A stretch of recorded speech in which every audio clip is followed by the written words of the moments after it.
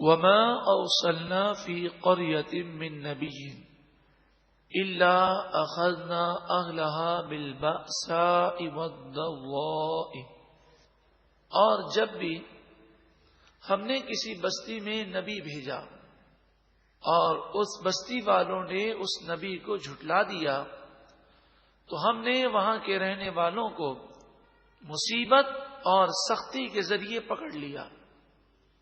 یعنی نبی کی تعلیمات کو جب لوگوں نے جھٹلا دیا، اس پر عمل نہ کیا، گناہ کیے، تو ان پر ہم نے مصیبتیں، آفتیں، بلائیں نازل کی۔ یہ مصیبتیں، آفتیں، بلائیں کیوں آئیں؟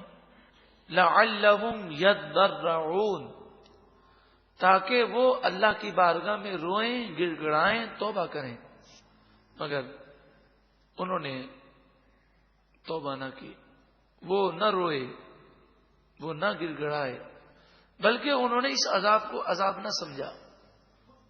یہ تو کہنے لگے یہ حالات ہیں، ذرا حالات بدل گئے ہیں، یہ تو بیماری ہے، یہ تو وبا پھیل گئی ہے۔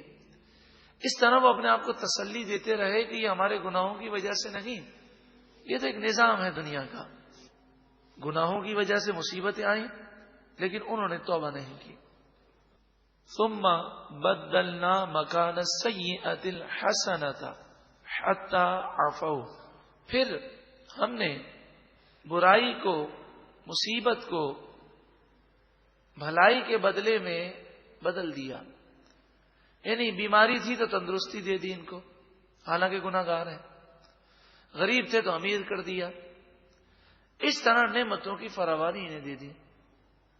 حتی عفوا، یہاں تک کہ وہ بالکل عافیت میں آ گئے، کسی قسم کی کوئی بظاہر تکلیف ان میں باقی نہ رہی۔ تو اب انہیں اور کنفرم ہو گیا کہ بھئی یہ جو پریشانی آئی تھی اللہ کا عذاب نہیں تھا۔ وقالوا، اور وہ بولے، قد مس آباءنا الضراء والسراء، وہ بولے بے شک ہمارے آباء و اجداد پر بھی کبھی خوشحالی کے ایام آئے، کبھی مصیبت کے ایام آئے، تو یہ تو دنیا ہے، اونچ نیچ چلتی رہتی ہے، یہ کوئی اللہ کا عذاب تھوڑی تھا۔ اب کیا ہوا کہ پہلے انہوں نے گناہ کیا، مصیبتیں آئیں، پھر انہیں احساس نہ ہوا، تو اب نعمت کی جب فراوانی ہو گئی تو بہت زیادہ گناہ کرنے لگے اور گناہوں پر بہت زیادہ جری ہو گئے، اتنا اپنی دنیا میں گم ہو گئے کہ بالکل انہیں اللہ کے عذاب کا تصور بھی نہ رہا۔ فَأَخَذْنَاهُمْ بَغْتَةً، پھر ہم نے انہیں اچانک پکڑ لیا، ان پر ہمارا عذاب اچانک آ گیا۔ وَهُمْ لَا يَشْعُرُونَ، اور وہ شعور نہیں رکھتے تھے۔ کتنا پیارا درس ہے۔ انسان اگر گناہ کر رہا ہے، گناہ کرنے کی وجہ سے اس پر مصیبتیں آ رہی ہیں، تو وہ سمجھے کہ وہ پہلے اسٹیپ پر ہے، ابھی وہ اللہ تعالی کی ناراضگی کی پہلے اسٹیپ پر ہے۔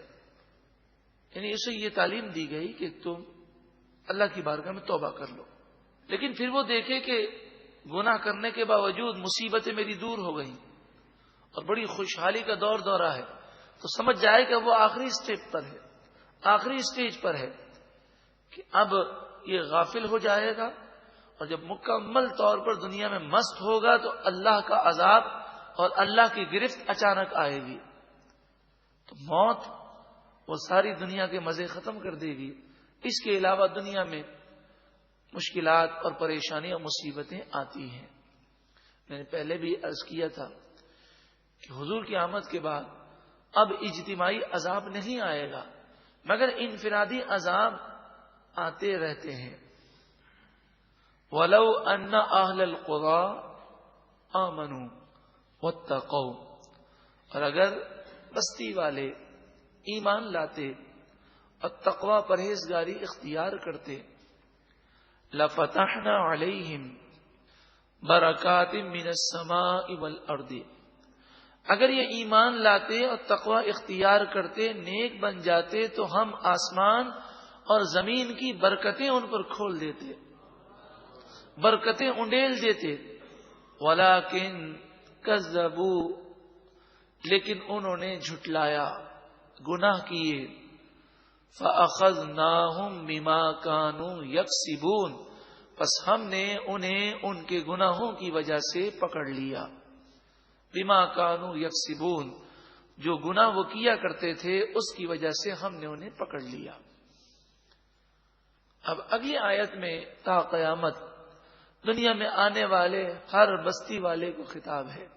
اے شہر کے رہنے والوں، اے دیہات کے رہنے والوں، اے اللہ کی نافرمانی کرنے والوں، اس آیت پر غور کرو.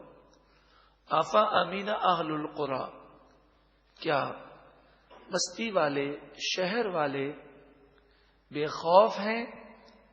ان یاتیہم باسنا بیاتن، کہ ہمارا عذاب ان کے پاس رات کو آ جائے. وہم نائمون، حالانکہ وہ سو رہے ہوں.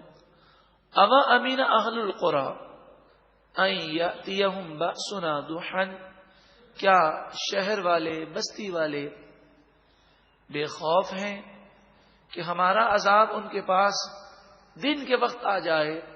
وہم یلعبون، جبکہ وہ کھیل کود میں پڑے ہوں، اپنے دنیاوی مشاغل میں مست ہوں اور اللہ کا عذاب آ جائے. افا امینوا مکر اللہ، کیا وہ لوگ اللہ کی خفیہ تدبیر سے بے خوف ہیں؟ فلا یأمن مکر اللہ الا القوم الخاسرون، پس اللہ کی خفیہ تدبیر سے وہی بے خوف ہوتے ہیں جو قوم نقصان اٹھانے والی ہے.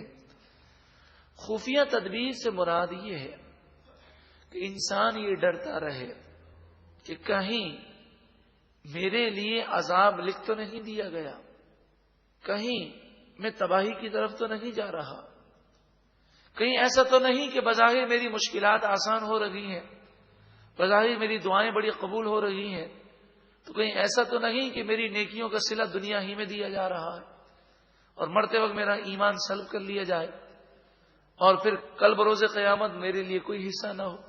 یعنی بندہ اللہ سے ڈرتا رہے اور اس بات کی فکر رکھے کہ میرا نہ جانے کیا انجام ہوگا.